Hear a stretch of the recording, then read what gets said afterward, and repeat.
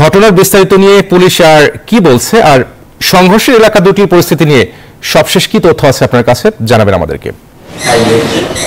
ধন্যবাদ হাবিব আপনাকে। এর আগের ঘন্টায় কিন্তু আমরা দেখানোর চেষ্টা করেছি ঘটনাস্থলে পরিস্থিতি এখন শান্ত, যেহেতু গতকাল রাতে কিন্তু এই ঘটনা ঘটেছে, যেহেতু দুই দিকেই কিন্তু পৃথক পৃথক ঘটনা ঘটেছে। একদিকে রাউজানের ঘটনা ঘটেছে, অন্যদিকে কিন্তু আমরা দেখেছি বাকুলিয়ায় যুবদলের মধ্যে সংঘর্ষের ঘটনা ঘটেছে।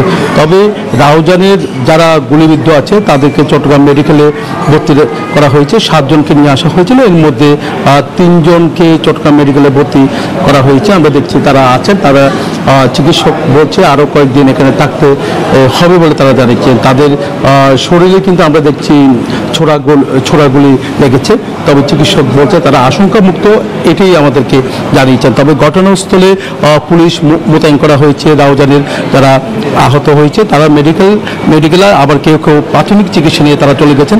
তো পরিস্থিতি কিছুটা শান্ত। এলাকা জুড়ে আমরা দেখছি একটা আতঙ্ক ছড়িয়ে পড়েছে।